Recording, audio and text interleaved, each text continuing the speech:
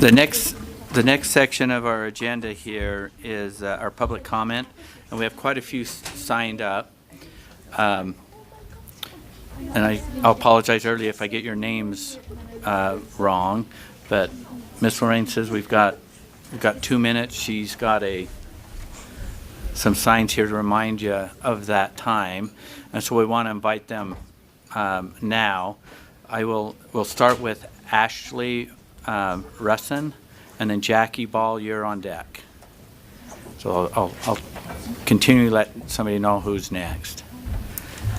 Hi, I'm Ashley Rustin. I represent USTA, but I just found out our president was not able to get on the public comment, so I'm going to actually give my time to John Taylor.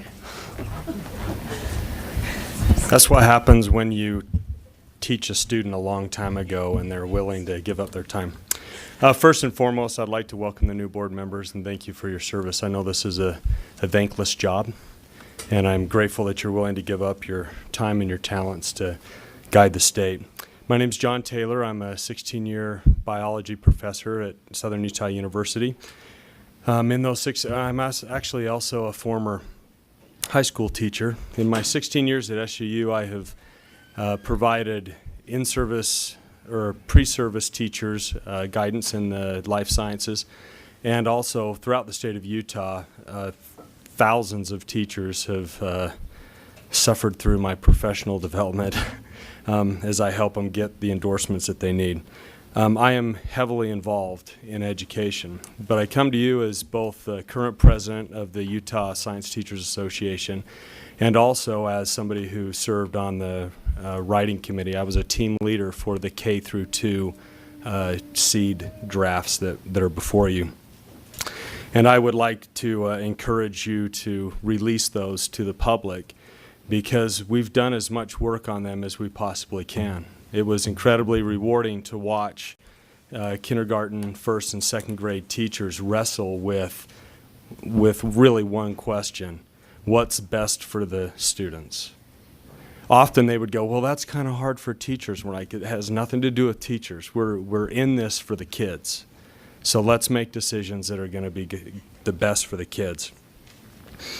They argued over things and looked through the data and other researchers, other research papers, what other states have done to develop these things, and what they came up with is their very best effort. And the next best step would be to turn it loose to the state.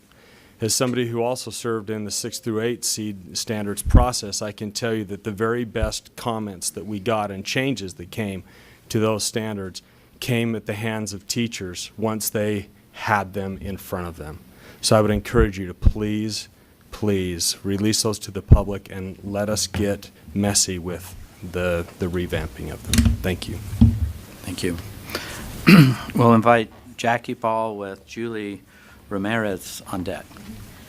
So Julie Ramirez was not able to attend today. She has another meeting. She is my time started yet? Should I start my timer? So she advocates for parents in other capacities. So she's with that, doing activities with that today. So thank you so much for having me again. I don't think you knew I was coming back today, but I just wanted to reiterate some of the points that we had last night.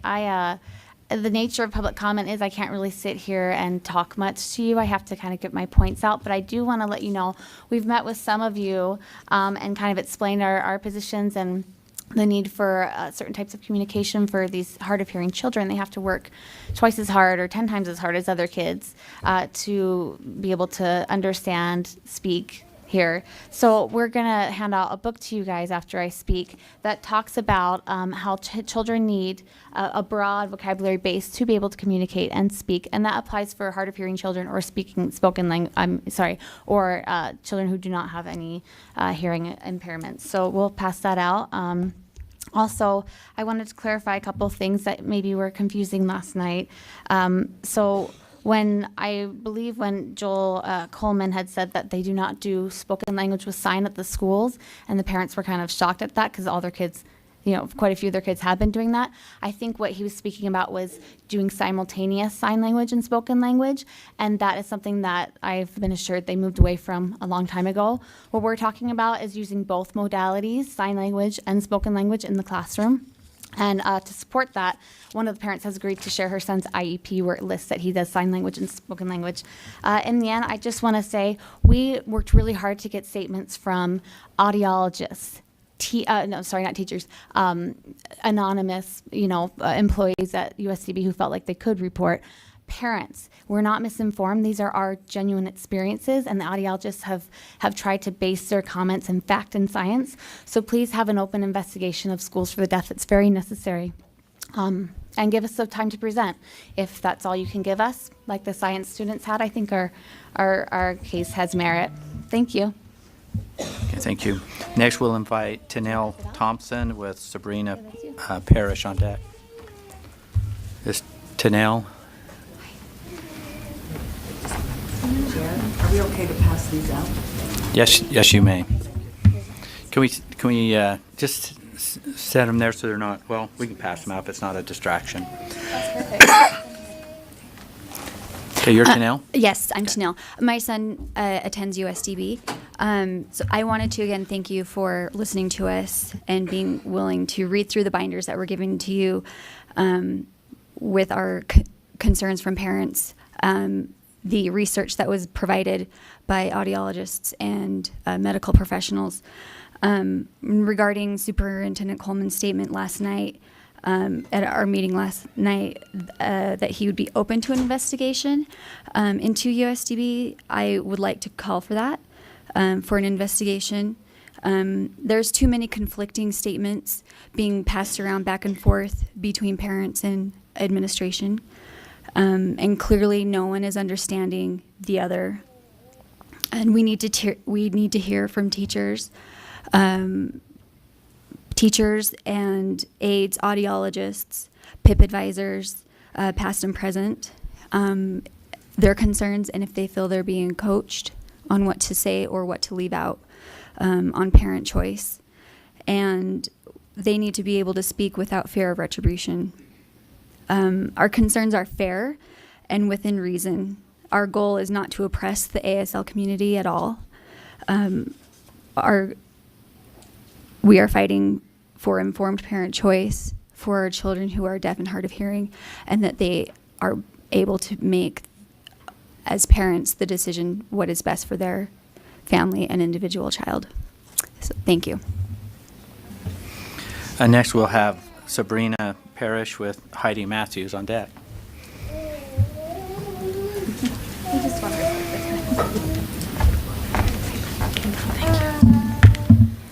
Hi, my name is Sabrina Parrish, and this is Loseli Ruth. She's 2.5, and we have been attending the toddler programs at USDB. We have chosen to use spoken language in our home. Can you say hi? She's a little sick today. But we attended last year to the toddler group. It was amazing. We had a wonderful experience. We learned many things with other parents and other children who also have chosen spoken language. Yeah, that's a microphone. We loved all of the support that we were getting in that classroom, and this was last school year. At the start, we were provided the PIP program, which is the parent-infant program. We were almost misled that there was a choice of just doing spoken language. It was brought to our attention after the fact of my audiologist, my daughter's audiologist, saying that if we want her to speak, to just focus on spoken language and not combined. So when I brought that up to my PIP advisor, she said that was an option, but it wasn't brought to my attention until I had to do some research myself. Going into the toddler group, it was so helpful last year, and now this year it was taken away from us, the LSL only, and it was a combined. We met with a few of the administration, and we were told that it was just a fluff class and that there were no lessons. But when I spoke to the teachers, that there were actually lessons planned, but it was confusing and hard for my daughter to focus on us speaking because our eyes take over our ears. And now we were just informed last night that that has been taken away, and we were not told by the administration. So I would just like also an investigation in USDB because us as parents are not being informed and our rights have been taken away. Thank you. Okay, thank you. Next we'll have, I'm Heidi today. you're not Heidi. I know I'm What not happened to Heidi. Heidi? I'm What'd you sorry do to her? I'm sorry to disappoint you. Unfortunately, Heidi is ill today. Wasn't Yes. able to make it. And she encourages. Hopefully, if any of you still need to get a flu shot, she encourages you to do that. That was her oversight this year. And anyway, So introduce yourself and my name is Jay Blaine, Director of Policy and Research with the Utah Education Association. We'd like to welcome the new board members and thank you all for your service, and congratulate Chair Huntsman and Vice Chair Cummins on your election to leadership as well. We look forward to working with all of you in the upcoming legislative session. We are pleased with the accountability reports that just came out. The dashboard system looks very good, and with the new indicators, it is very easy to see where the resources need to go to help students achieve better in their schools. The comprehensive quality of those with the elimination of a single letter grade does indicate the need for resources in certain areas, and we believe that working together, we can maybe move towards the elimination of the single letter grade for good. That would be our goal, and we look forward to working together with you with that. In Heidi's words, to support the neediest students, not to just blame and punish or to send into failed turnaround status. We also look forward to working together to support the pipeline for new educators and hope for the support of appropriations for the Educators Rising program. That is one of our priorities as well. I would also mention, this is coming from me a little bit now, that I was glad to see the CAPS program here. As a lifelong educator, seeing the application of things like math, my passion in projects like this. I talked to the students beforehand. They did use math in all of their projects. That's a wonderful thing to see the application there, and kudos to them for doing that. Thank you. thank you. Vince Newmeyer and then Vincent Bates.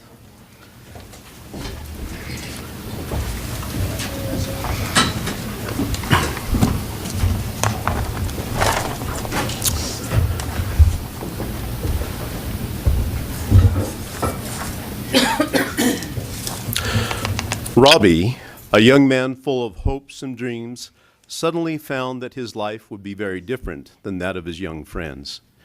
A life-altering disease led to the untimely death of my nephew at the young age of 15. He was the victim of a rare recessive genetic disorder called Fanconi anemia.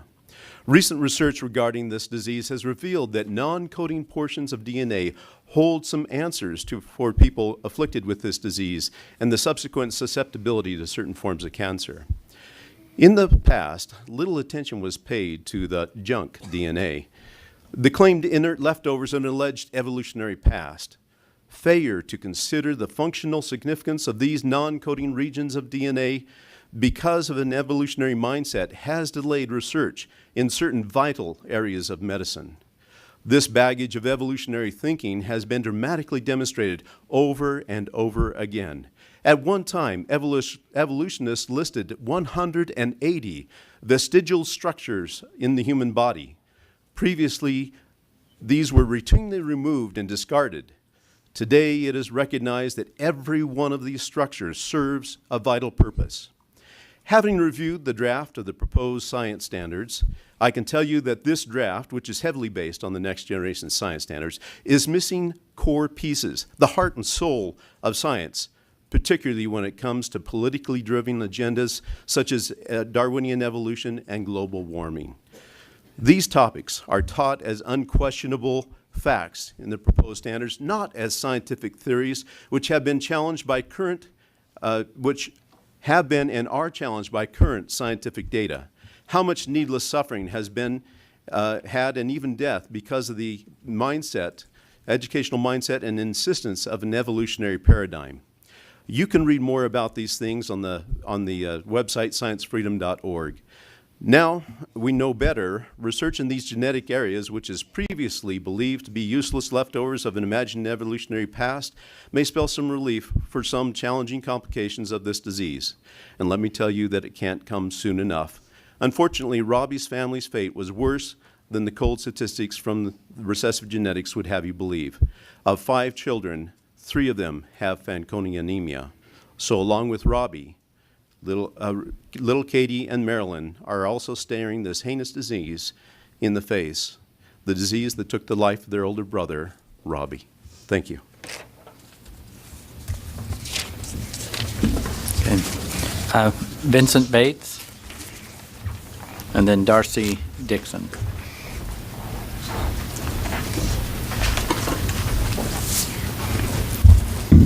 Chair Huntsman, Superintendent Dixon, and members of the board, good morning and thank you for this opportunity to speak.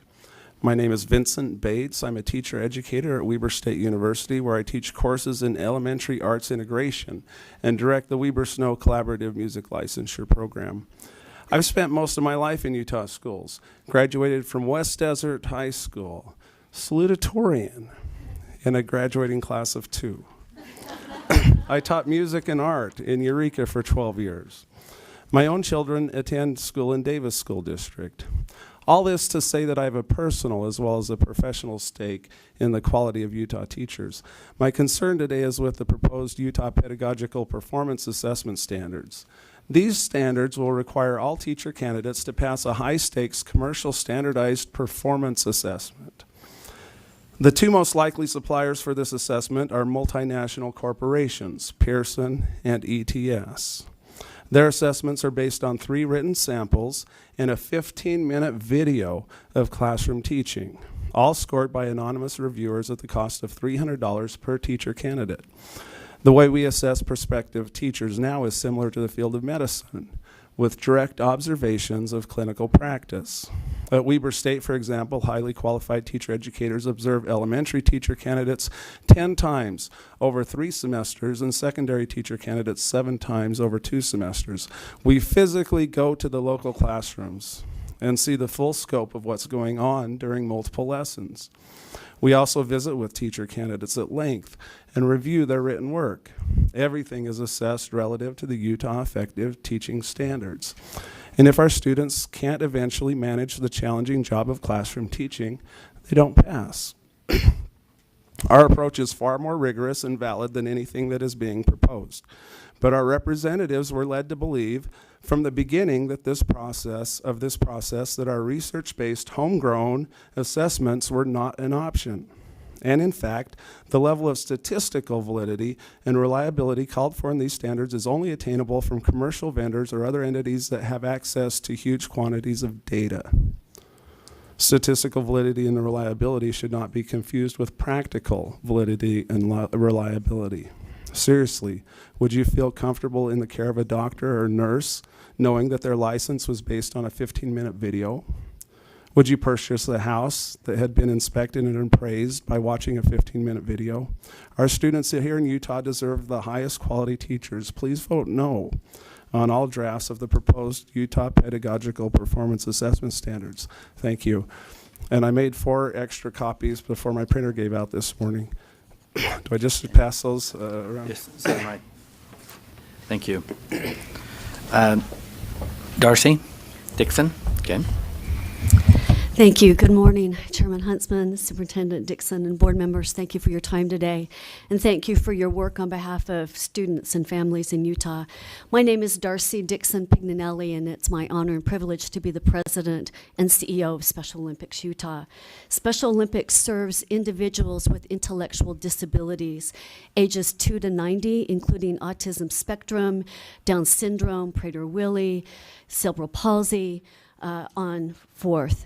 And I'm here today to talk about the fact that rarely does a student with an intellectual disability have an opportunity to compete on a sports team at a high school and represent their high school. Special Olympics has developed a model called Unified Sports that combines those with and without intellectual disabilities to train and compete on a sports team and represent their high school. Special Olympics Utah has a partnership with the Utah High School Athletics Association to bring unified sports to high schools in Utah. And high schools can choose to offer their varsity letter to the students that participate on that unified sports team.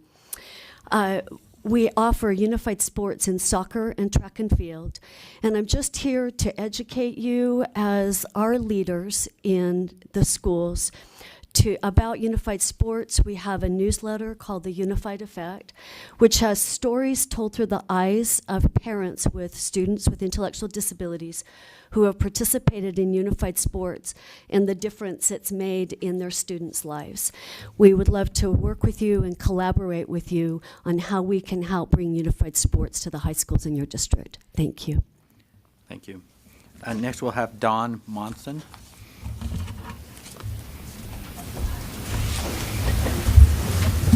Good morning. Thank you for your time and your service. Can I ask a question first? How many of you have a pen that has clickers like this? Have it handy. I taught middle school for 34 years and survived in science. Right now I'm the executive director for the Utah Science Teachers Association. Having taught this long, I've seen standards and cores come, change, go, and the most exciting thing is the SEED standards. In watching them roll out for 6th, 7th, and 8th grade, it's been amazing to see the difference in the change. Teachers are able to lead and guide their students as they follow the cross-cutting concepts like patterns, cause and effect, cycles, structure and function, and then the science and engineering practices like defining a problem, interpreting data, and engaging in argument from evidence to have it to back up. They address real-world problems. The students are developing a mindset of asking questions and learning how to find answers. They're learning how to learn. They're not learning a list. It enables all learners at all levels. So back to the clicking pens. If you have one, pull it out. We know they click and the little pointy comes out and it writes and then it goes away, right? How does that work? I could give a detailed description about the potential and kinetic energy, the compression, traps the energy in the spring, the levers, the simple machines in there. Or I could ask you, draw what you think that looks like inside, and then you take it apart and find out. That's what the new SEED standards are. I encourage you to release the drafts for K through 5 and 9th through 12th. They will teach the students how to learn. It's not about content. One of the most impactful things in quotes I heard a 6th grade teacher say was this. She said, "I used to hate teaching science, but now it's the student's favorite and I can't wait to teach it." The Utah Science Teachers Association calls on you to release the draft for public review. Thank you. Thank you. This concludes our public comment period. Board members, we're going to take a quick break. Want to be back starting at 25 till.